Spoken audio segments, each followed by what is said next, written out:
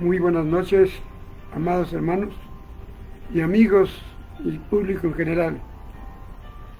Vamos a tener el mensaje esta noche acerca de las profecías de la primera venida de Cristo en su tercera parte. Estaremos terminando un pequeño grupo de 15 versículos que nos hablan en el Antiguo Testamento de la venida de Cristo. Todos se han cumplido al pie de la letra. Bien, vamos a orar. Señor Jesucristo, amado Dios,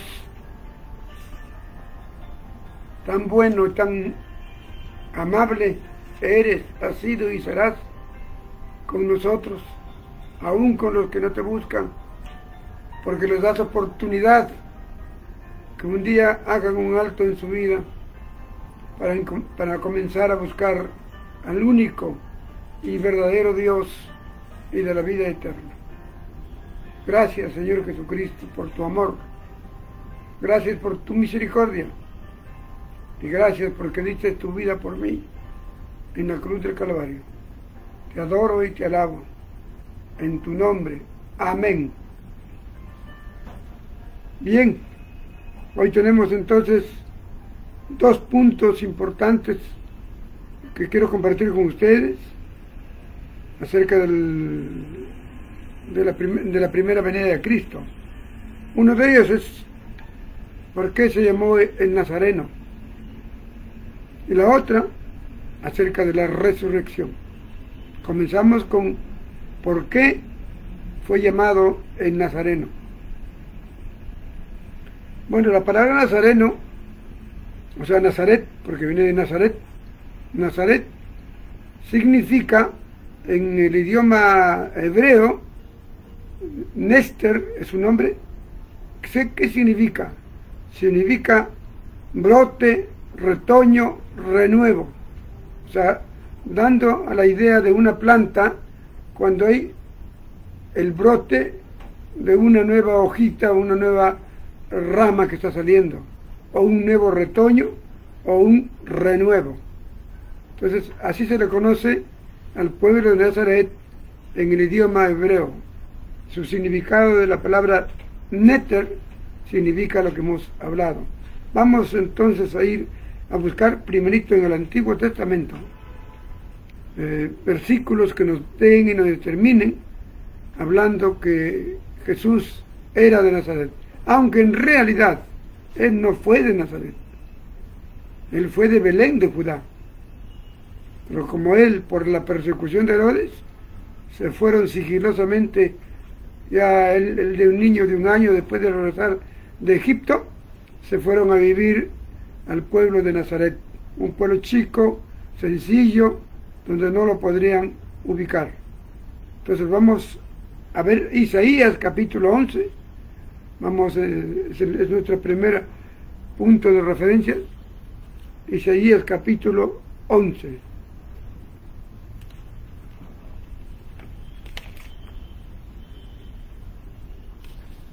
Vamos a buscar Isaías capítulo 11.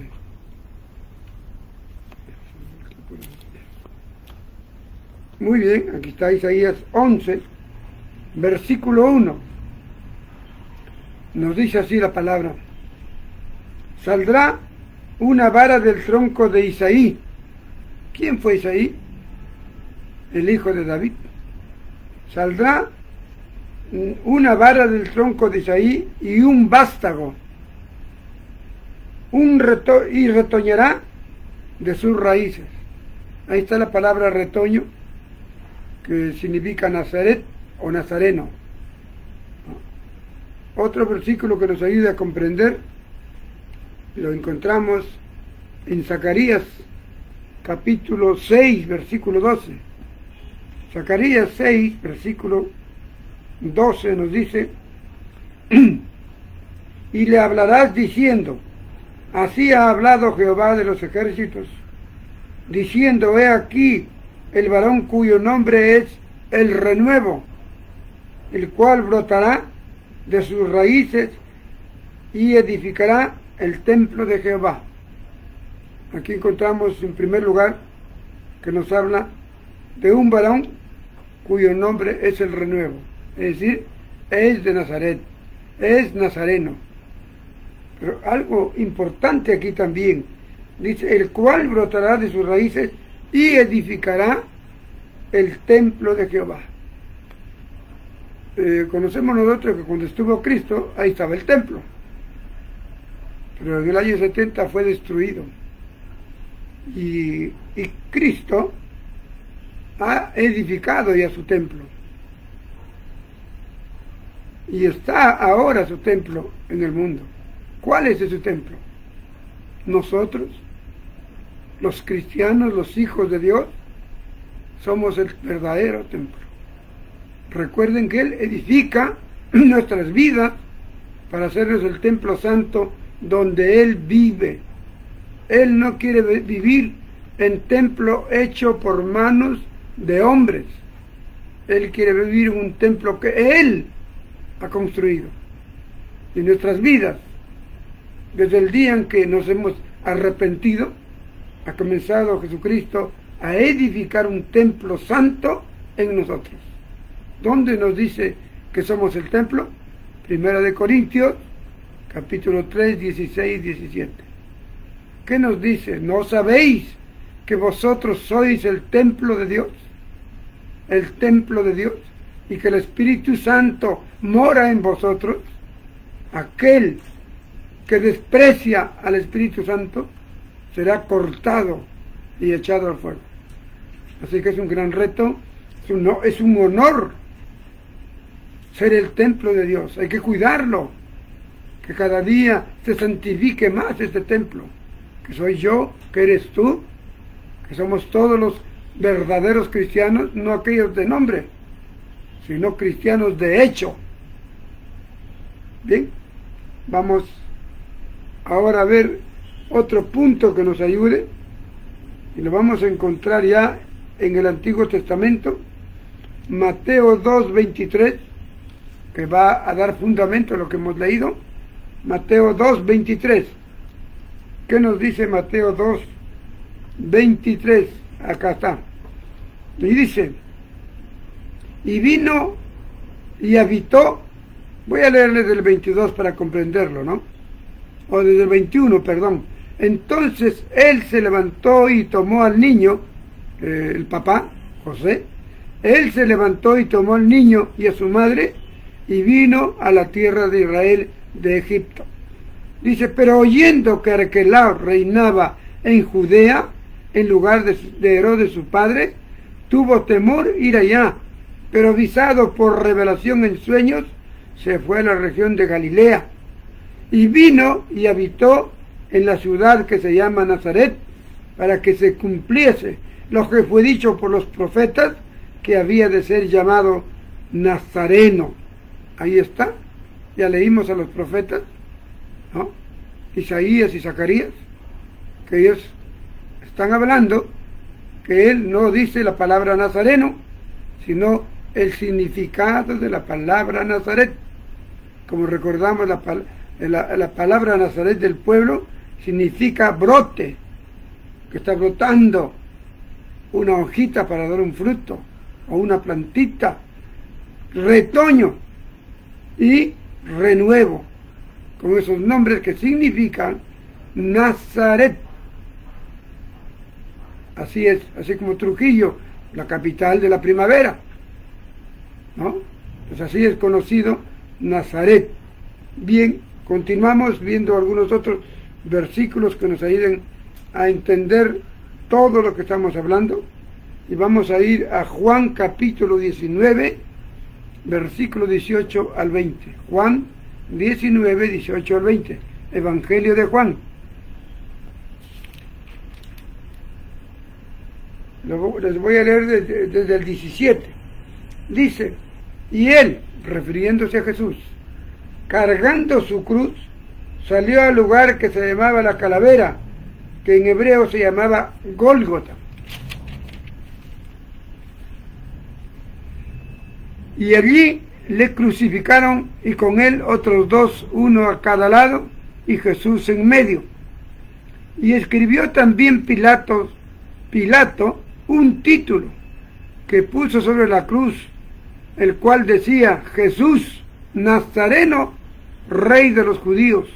Y muchos de los judíos leyeron este título porque el lugar donde Jesús fue crucificado estaba cerca a la ciudad, y el título estaba escrito en 3 idiomas: el hebreo, que es el idioma de Israel; el griego, idioma de los griegos; y el latín, idioma de los romanos. ¿Por qué tres idiomas? Porque uno era de Israel, otro era del anterior amo, que fue de Israel, los griegos, y ahora del amo que estaba, los romanos, que hablaban en latín. Entonces comprobamos que también Pilatos le puso el nombre de Jesús Nazareno, porque supuestamente para ellos nació en Nazaret, aunque realmente nosotros vemos, que leemos, estudiamos la Escritura, no nació en Nazaret, sino en Belén de Judea. Pero, como acabamos de leer, para cuando vino de Egipto, que huyó de la matanza que hizo Herodes a todos los niños menores de 2 años, cuando muere Herodes, regresa y Dios le avisa que no vaya a vivir a Belén, sino que se vaya a Nazaret. Se fue a vivir al pueblo de Nazaret. Bien, ¿qué más? Encontramos algunos versículos más que nos ayuden.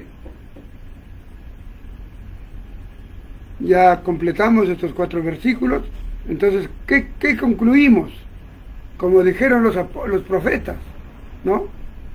Que de Isaí, el hijo de David, iba a nacer un brote o un renuevo, es decir, un hombre de Nazaret que se llamaría Nazareno. Eso dijo el profeta Isaías. El profeta Jeremías nuevamente lo dijo, y lo comprobamos en el Evangelio de Mateo y en el Evangelio de Juan, que le pusieron el nombre Jesús el Nazareno. Y acabamos de leer en el capítulo 19 de Juan que el mismo Pilato le puso Jesús el Nazareno. En otros libros nos cuenta que vinieron autoridades de Israel y le dijeron que lo cambie, que no lo ponga rey de los judíos. Él le dijo: lo que escrito, hecho está, ¿no? Bien, ahora si vamos al tema de la resurrección, es un tema más profundo. Vamos a leerlo con más cuidado, porque es un tema a veces muy controversial por muchos, pero nosotros creemos verdaderamente que Cristo murió y resucitó al 3er día, como están en las Sagradas Escrituras.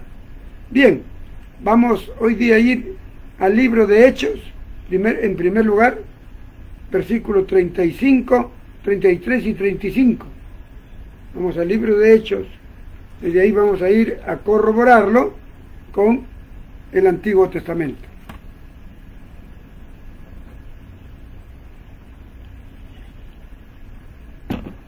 Bien, Hechos 13, 33 al 35.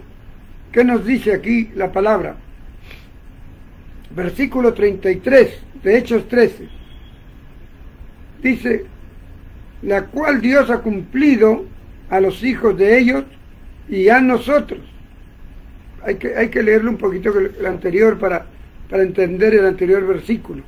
Si no, no lo vamos a entender. El versículo 32 dice: nosotros también os anunciamos el Evangelio de aquella promesa hecha a nuestros padres. Estaban hablando en Hechos Lucas y todos los apóstoles.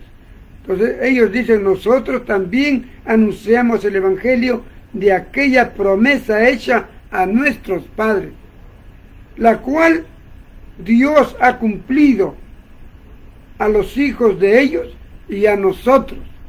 O sea que estaban en una tercera generación. Nietos eran los apóstoles, sus padres, en su abuelo había sido hecha la promesa.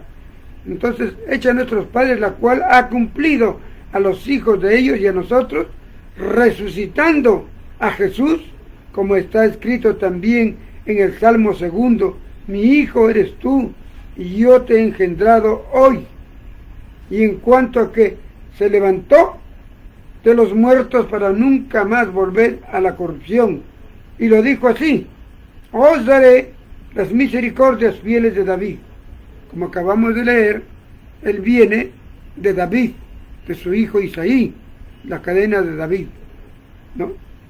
Por eso dice también en otro salmo: no permitirás que tu santo vea corrupción. Es decir, que no permitas que se quede más de 3 días, porque después de más de 3 días el cuerpo comienza a destruirse, a corromperse, los gusanos y todo comienzan a comerlo, pero hasta 3 días no lo tocan.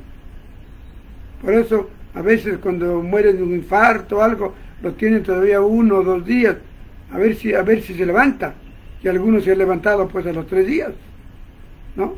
Entonces, pero aquí justamente dice: no permitirás que tu santo vea la corrupción, es decir, que no esté bajo tierra o en el Hades más de 3 días. Y todo esto vamos a mirar en el Antiguo Testamento, primerito en el Salmo 2:7. Vamos a leer los salmos, Salmo 2:7.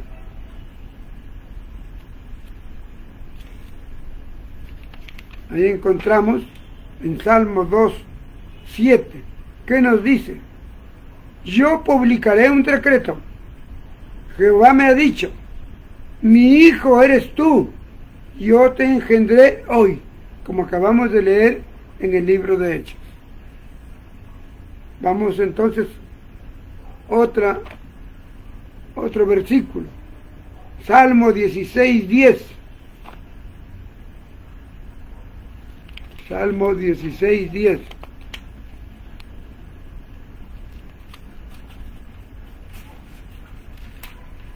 ¿Qué nos dice Salmo 16:10? Dice: porque no dejarás mi alma en el Seol. Antes, en el Antiguo Testamento, una persona moría, se iba al Seol. Sea un hombre de Dios o un hombre del diablo, todos iban al Seol, ¿no? Por eso dice en Primera de Pedro, que dice el apóstol, que Dios fue hasta el lugar de los muertos. Lógico, estuvo ahí y les predicó, dice, ¿no? Estuvo en el Seol, pero por eso dice: porque no permitirás que mi alma en el Seol, ni permitirás que tu santo vea corrupción. O sea que más de 3 días se destruía el cuerpo y ya no había. Por eso él resucitó exactamente a los 3 días. A ver, otro versículo que nos ayude a entender lo que hemos estado leyendo, el Salmo 16:10. Ya lo leímos. Entonces, eso es lo que entendemos aquí en todo esto que hemos visto acerca de la resurrección de Cristo, que está diciéndonos que no permita Dios que su Hijo vea corrupción, es decir, que no se quede más de 3 días en el Seol. Por eso el tercer día, y vamos a ir mirando, al tercer día resucitó, y fueron unas damas las privilegiadas que pudieron ver, no verlo, sino comprobar que la tumba estaba vacía. Entonces vamos, antes de esto vamos a leer Salmo 49:15. ¿Ya? Salmo 49:15. ¿Qué nos dice el Salmo 49:15? Recuerden que los salmos son tan hermosos, pero que también nos tienen doctrina. Habla de doctrina de la resurrección de Cristo, habla de muchas doctrinas, y aquí nos está hablando acerca de la doctrina de la resurrección de Cristo, porque si Cristo resucitó, también nosotros resucitamos. Pero si Cristo no resucitó, lamentablemente tampoco nosotros vamos a resucitar. Esa es la doctrina central de la resurrección, Cristo resucitó y todos nosotros vamos a resucitar.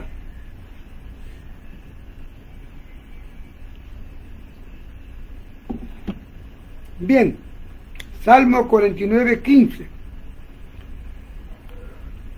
Desde el 14 voy a leerles.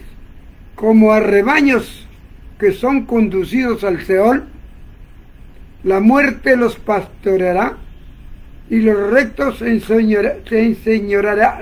enseñorearán de ellos por la mañana.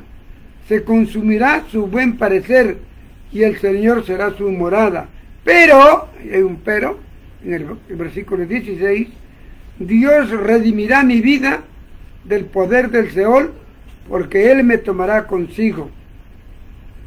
¿Qué nos está diciendo esos versículos? Que los animales mueren y se van al Seol. Los seres humanos mueren y se van al Seol. Son conducidos al Seol. ¿Y quién los pastorea? Hablando aquí de los rebaños, la muerte. La muerte es el Señor del Seol. Pues ahí Él los pastorea a todas las personas que van allí. La muerte es como su pastor. Y dice, y los rectos se enseñorearán. ¿Qué significa eso? Que los rectos no se dejarán gobernar por la muerte, ¿no? Y de ellos por la mañana se consumirá su buen parecer. Ya de toda persona, a partir de 3 días, se consume todo su aspecto físico que tuvo. Y yo creo que en 2, 3, 4 días los gusanitos ya no dejan nada. Entonces por eso está diciéndonos esto acá. Entonces nos dice ahí, se consumirá su buen parecer y el Seol será su morada, su vivienda.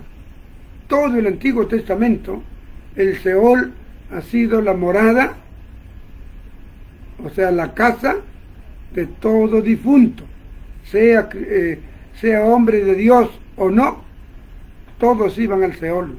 Recién en el Nuevo Testamento cambia a 2 lugares distintos.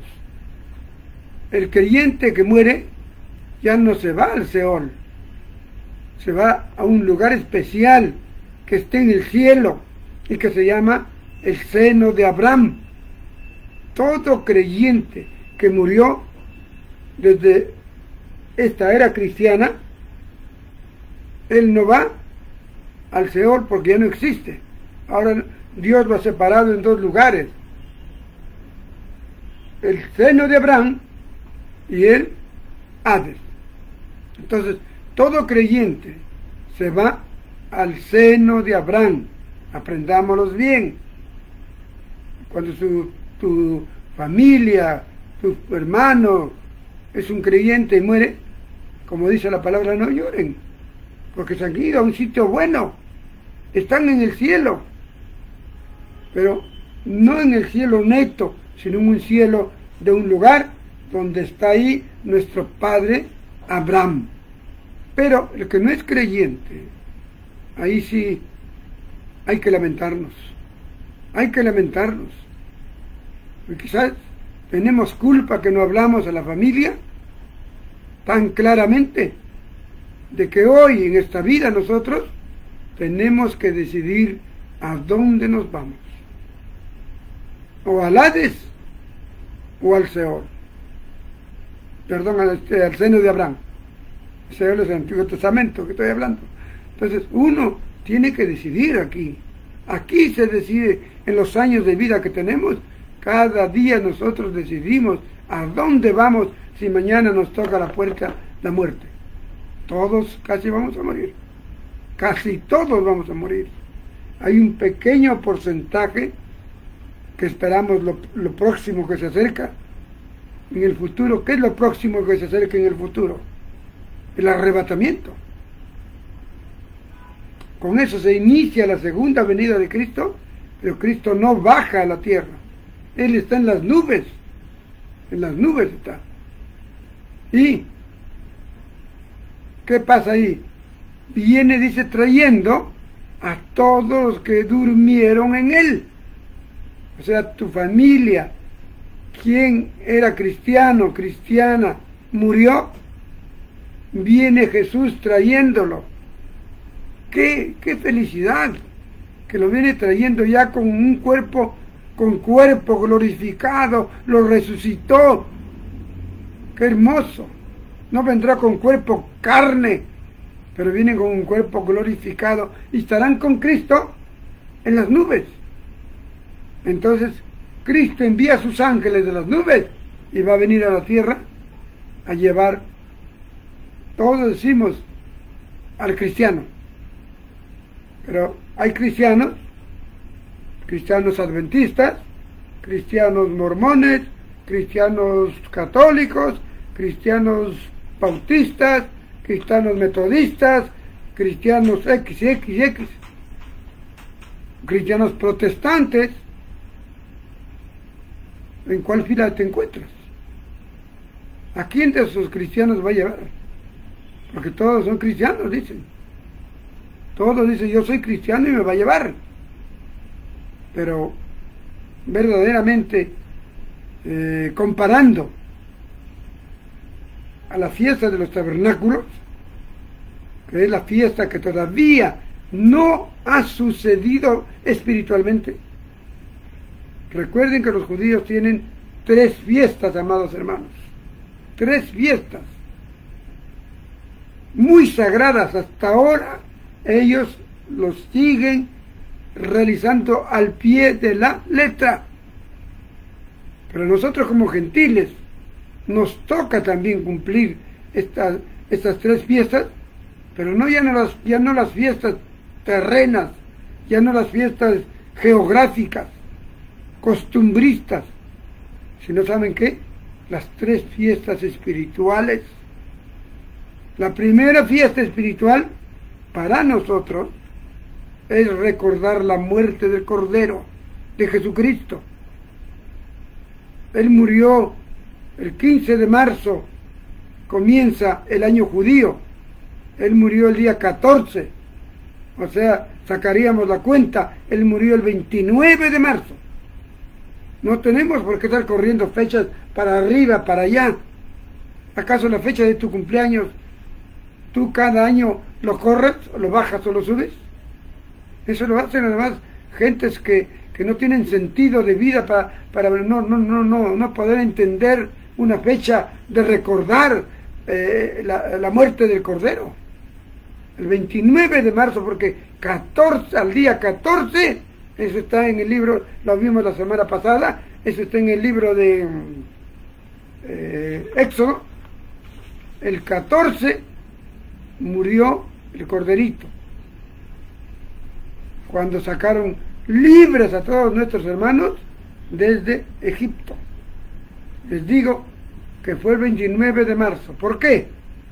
Porque el 15 de marzo es el día 1 de su año de los hebreos. Entonces 14 días es el 29 de marzo. Pero aquí hay autoridades eclesiásticas, autoridades religiosas, que cada año lo cambian. Un año lo hacen el 28 de marzo, otro año lo hacen el 30, otros lo hacen el día ya 5 de abril, 4 de abril, alegando que la luna cambió, que el sol cambió. ¿Acaso nuestro cumpleaños nosotros lo celebramos también guiados por el almanaque o por el sol y la luna? No. Entonces así debemos recordarlo para no hacernos ¿cómo les diría? Una cosa inentendible. Entonces, esa fiesta que debe celebrarse el 29 de marzo es el día, la primera gran fiesta de los judíos, el día de la Pascua, de la matanza del Cordero. Entonces, se cumplió con Jesucristo. Y yo creo, no he hecho mi análisis, que el mismo 29 de marzo, pero de muchos años después, hace ya cerca de 2000 años, Cristo murió. Entonces se cumplió ya la fecha de la fiesta costumbrista real de Israel, pero para nosotros es la fiesta espiritual del recordar el 29 de marzo que murió nuestro Señor Jesucristo. ¿Cuál es la segunda fiesta de los judíos? 50, así, 30, 40, 50 días exactitos del 29 de marzo. 29 de marzo al 30 de marzo serían 30 días.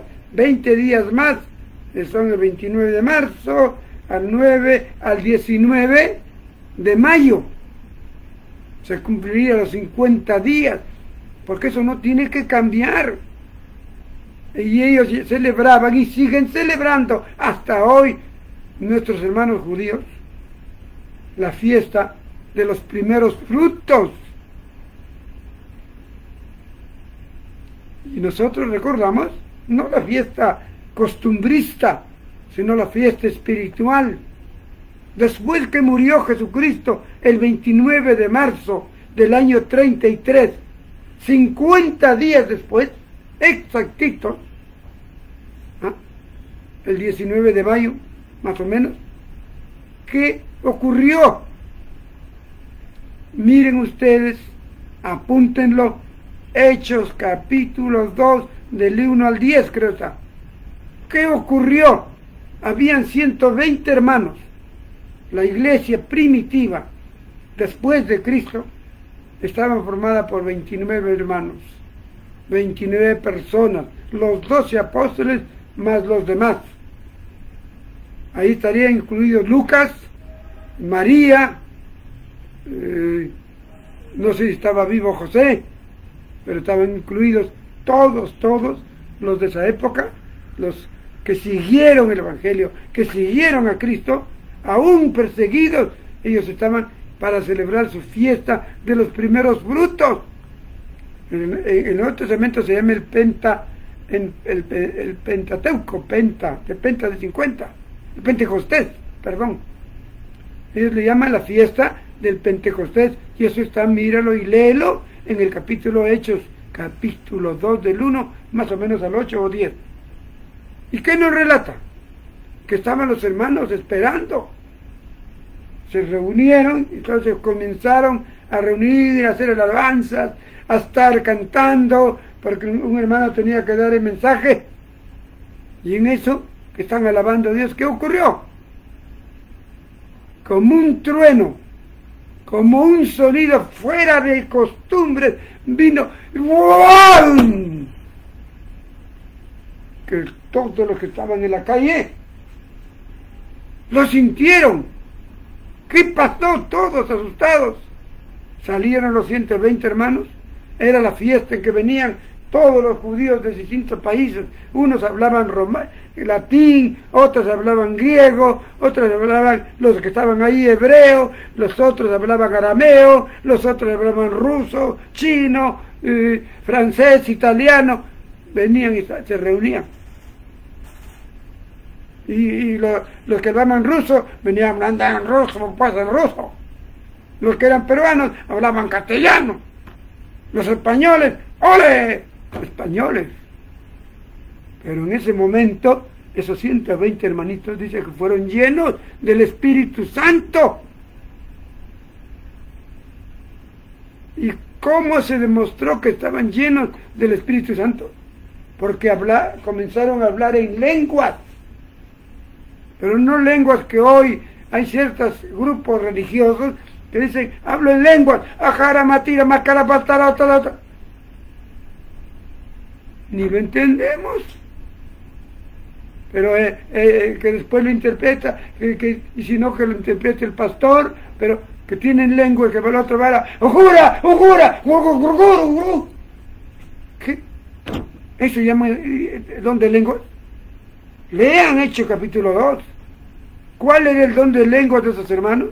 Hablaron de parte del Evangelio, de parte de Dios, a todos los que estaban. Al romano le hablaban en latín, al griego le hablaban en griego, al francés en francés, al español en castellano, al alemán en alemán, al ruso en Rusia, y a cada uno los hablaban en el idioma donde vivían, y todos se quedaron sorprendidos.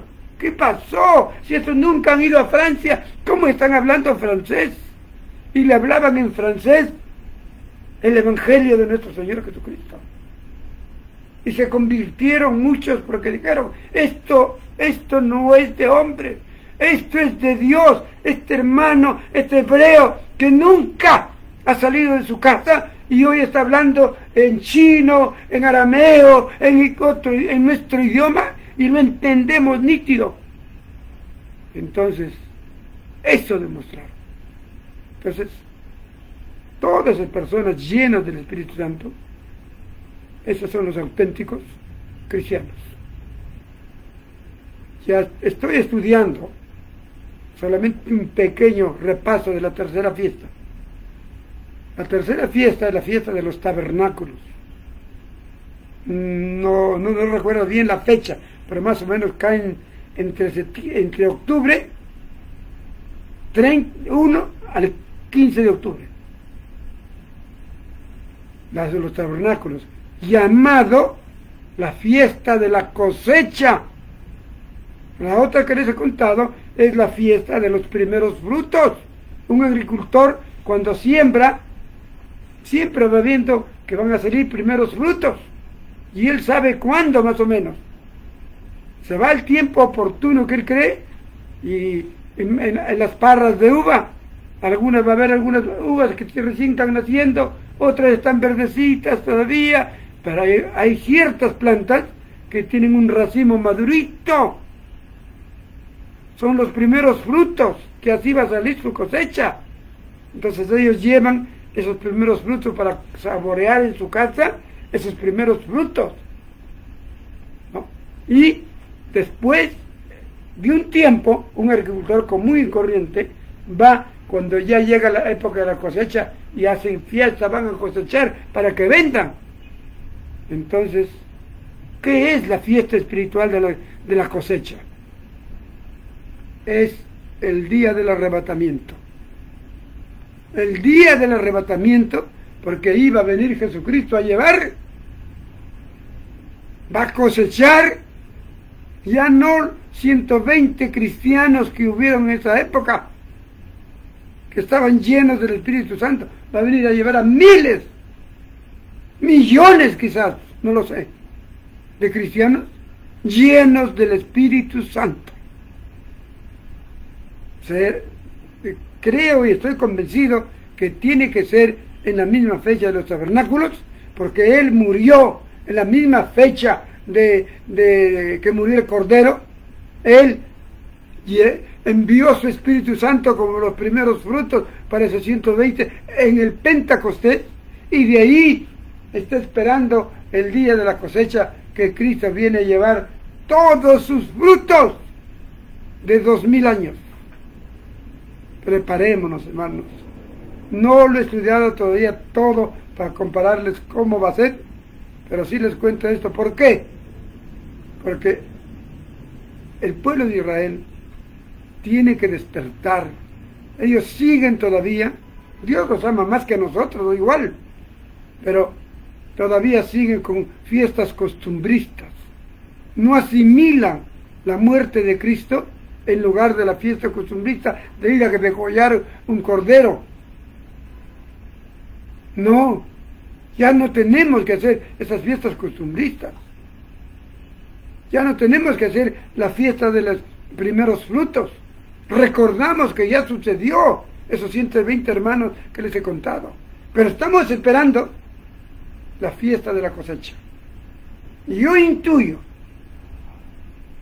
por eso todavía no les aclaro completo, que así como la primera y la segunda fiesta tienen fechas exactas, tiempos exactos, la tercera fecha también tiene que ser, quizás no exacto de años que lo sepamos, pero que tenemos que saber cuando vayamos de aquí a 15 días viendo algunas profecías de la segunda venida, ahí vamos a ver esa profecía de los tabernáculos. Allí, todavía déjenme estudiarlo. Que el Señor me dé sabiduría para poder ver esto. Yo estoy en Levítico este año, ya comencé a leer. Y ahí estaba leyendo de estas 3 fiestas judías, que me he quedado asombrado, que por primera vez en mis cerca de 30 y tantos años que leo la palabra de Dios, nunca me he percatado que la fiesta de la matanza del Cordero es la fiesta espiritual de la muerte de nuestro Señor Jesucristo. Nunca me he percatado que la fiesta de los primeros frutos es esos 120 hermanos que fueron llenos del Espíritu Santo.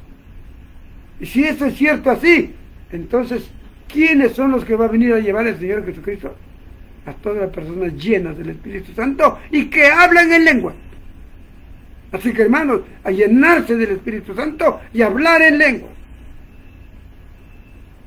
¿Qué significa hablar en lenguas? Háblale de Cristo. Hablemos de Cristo. Esa es tu garantía. Cuando eres lleno del Espíritu Santo, ¿cómo te vas a llenar del Espíritu Santo? Leyendo la palabra. Léelo. Ahora si ya lees, prepara ciertos mensajes para enseñar a uno, enseñar a otro. Porque tenemos que hablar. Porque si tú te llenas solamente comes la palabra, te vuelves un chanchito. Porque no estás sacando a otros para que les hables de lo que Dios te habla. Yo te estoy hablando ahorita en ese espacio porque estoy en Levítico. Y cuando mis ojos han mirado que coincide la fiesta del Corderito de Éxodo 12 con la fiesta y la misma hora, el mismo día, a las 3 de la tarde lo mataron al guachito y a las 3 de la tarde murió Jesucristo. ¿Qué cosa he dicho? ¿Por qué coincidencias? He llegado a darme cuenta. Miren que es el mismo. Lo único que ha cambiado es un cordero animal con un cordero, el Señor de señores. Nuestro amado Jesucristo, el cordero perfecto que quita el pecado del mundo. Y ahí, cuando me he ido a la fiesta de los primeros frutos, antes lo pasaba leyéndolo nada más, pero hoy, estos días, me puse a mirar con más dedicación y he llegado a donde les cuento. Estoy estudiando la fiesta de los tabernáculos, porque algo tiene que decir ahí mi Dios bendito Jesucristo respecto a cuándo aproximadamente debe ser el día del arrebatamiento y después el día de su segunda venida, que lo tenemos ahí en Apocalipsis ya. Así que quiero terminar con esto, hermanos, leyendo después una vez más el Salmo 49:15, donde me quedé, que nos dice bien claro: como los rebaños que son conducidos al Seol, la muerte los pastoreará, y los rectos se enseñorearán de ellos por la mañana. Se consumirá su buen parecer, y el Seol será su morada. De animales y de personas que no tienen a Cristo en su corazón. Hoy el Hades, como le está diciendo, ya no es el Seol, hoy es el Hades, una cárcel preventiva donde le espera a todos los que han muerto, que no han querido conocer ni les interesó conocer la vida y el Evangelio de Jesucristo. Se van a ir ya no al Seol, sino al Hades, que es una cárcel preventiva. Y los cristianos que mueren, como Cristo aquí, que nos habla, versículo 15: pero Dios redimirá mi vida, la vida de Cristo. Dios redimirá mi vida del poder del Seol, porque Él me tomará consigo. Y antes, apenas cumplió los 3 días, ¡ya!, el poder de Dios lo sacó a Cristo, y el domingo a la primera hora, 6 de la mañana a 7, que es Él resucitó. y podemos cantar: resucitó, resucitó, resucitó. Y así vamos a resucitar también nosotros. También el seno de Abraham, donde van todos los creyentes, todos los hombres llenos del Espíritu Santo, todas las personas cristianas, quizás un poquito haraganes, sino todos van a ir ahí. Pero pasado su tiempo, cuando viene el Señor en su segunda venida y se estaciona en las nubes, dice que viene trayendo a todos los que murieron en Cristo. Todos, todos, todos, con cuerpos transformados, hechos perfectos. Y nosotros, si hasta ahora viniera el Señor acá, nos llevará todavía con nuestros cuerpos imperfectos, pero dice la palabra que en un abrir y cerrar de ojos Él nos hará perfectos, porque nadie que sea perfecto como mi Padre, dijo Jesús en sus mensajes, puede ir al cielo de los cielos. Nos llevará a las nubes para estar junto con nuestras familias cristianas. Hablo con las familias cristianas, las familias que buscaron llenarse del Espíritu Santo y conversar a sus amigos, amigas, que Cristo es real. Esos vendrán y nos juntaremos con Él y estaremos con ellos allí hasta el día de la segunda venida, cuando vendremos juntamente con los hermanos que han muerto en la gran tribulación. Vendremos a la tierra. La resurrección de todos nuestros hermanos es real, porque Cristo resucitó, y si Él resucitó, dice 1 Corintios 15, nosotros también resucitaremos. Bien, esto es lo que hablamos acerca de la resurrección. Salmo 49, ya, ahora sí, me toca leer Marcos 16, con eso terminamos. Marcos 16, versículos 5 y 7. Desde el 4 vamos leyendo, nos enseña mejor. Marcos 16, 4 al 7 nos dice lo siguiente: pero cuando miraron, ¿quiénes miraron? Versículo 1 dice: María Magdalena, María la madre de Jacobo, hermano de Jesús, María la madre de Jesús, y Salomé, 3 mujeres. María la madre de José, de Jesús, o de Jacobo también, que es su hermano, ¿no? Salomé, que no conozco bien de Salomé, pero María Magdalena sí conocemos todos bien. Una mujer recontra pecadora. Aquí tenemos el ejemplo claro, y lo dicen las Escrituras, lo que es una mujer, un hombre recontra pecador, cuando viene arrepentido a los pies de Cristo. Él transforma esa vida por una nueva vida. Así lo hizo. Por eso está escrito aquí su nombre de María Magdalena, ¿no? Entonces, ellas habían ido a llevar especies muy de mañana, el primer día de la semana, ¿no? Cuando ya había salido el sol, sería más o menos de 6 a 7 o 7 de la mañana. 7 de la mañana ya el sol está bien salido, ¿no? Entonces ellas fueron, pero cuando miraron, vieron removida la piedra. Había una piedra que estaba ahí bien anclada para que no pueda caerse ni nadie pueda sacarlo tan fácil. Pero se sorprendieron porque la piedra estaba movida y la piedra era muy grande, dice. Pero cuando entraron en el sepulcro, vieron a un joven sentado al lado derecho, cubierto con una larga ropa blanca, y se espantaron, se asustaron. ¡Oh! ¿Quién es este? Entonces, mas el joven les dijo: no os asustéis, ¿buscáis a Jesús Nazareno, el que fue crucificado? Ha resucitado, no está aquí, Mirad el lugar donde lo pusieron, está vacío.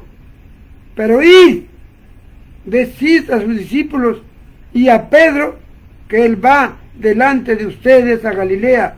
Ahí le veréis como él dijo. Ellas se fueron huyendo del sepulcro porque les había tomado temblor y espanto. Ni decían nada a nadie porque tenían temor, tenían miedo. Es interesante cuando leo siempre la resurrección de nuestro amado Señor. Para muchos es una incógnita, pero para nosotros los verdaderos cristianos, la realidad más clara de todo lo que podemos conocer. Creer en la resurrección de Cristo es el clímax del cristiano. El que se llama cristiano dice, puede haber resucitado, tal vez. Eso no es un cristiano, es un cristiano mediocre. Un verdadero cristiano tiene que creer que Cristo resucitó. Cristo resucitó. ¿Y cómo podemos creer? ¿Cómo podemos tener fe? Leyendo las Sagradas Escrituras. Lo dice la palabra. El que no lee es un cristiano mediocre. Y a los mediocres yo no creo que los lleve Jesucristo. Así que, hermanos amados, a ponerse las pilas.